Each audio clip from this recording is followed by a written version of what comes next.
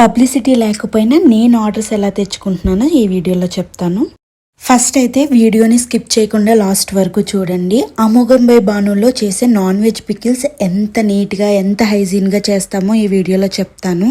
మాకు వచ్చే bulk ఆర్డర్స్కి regular ఆర్డర్స్కి single stove సరిపోవట్లేదు అని చెప్పి డబుల్ స్టవ్కి అప్గ్రేడ్ అయ్యాము. ఎందుకంటే కస్టమర్కి టైంకి అందజేయాలి కాబట్టి. రొయ్యలు, చికెన్, మటన్, కొరమేను ఏదైనా సరే మేము అప్పటికప్పుడు మార్కెట్కి వెళ్ళి ఫ్రెష్గా తీసుకొచ్చి ఆ రోజు ఆర్డర్స్ అయితే కంప్లీట్ చేస్తాము.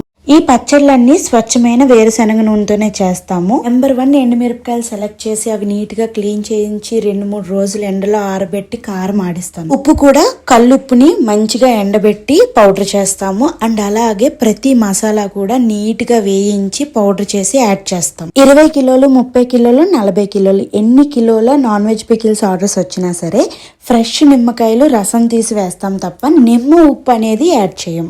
నేను ఇన్స్టాగ్రామ్ ఆర్ యూట్యూబ్లో ఎక్కడా కూడా నా బిజినెస్ గురించి వీడియోస్ అయితే పెట్టట్లేదు రెగ్యులర్గా. బట్ స్టిల్ నాకు రీఆర్డర్స్ అయితే వస్తున్నాయి. దానికి కారణం మేము మెయింటైన్ చేసే క్వాలిటీ అండ్ టేస్ట్. మీలో ఎవరికైనా సరే home made non veg pickles తినాలి అని అనిపిస్తే మాత్రం స్క్రీన్ పైన ఉన్న వాట్సాప్ నెంబర్కి మెసేజ్ చేయండి. ఈ జర్నీలో ఇప్పటి వరకు నాకు సపోర్ట్ చేసిన ప్రతి ఒక్కరికి థ్యాంక్ యూ.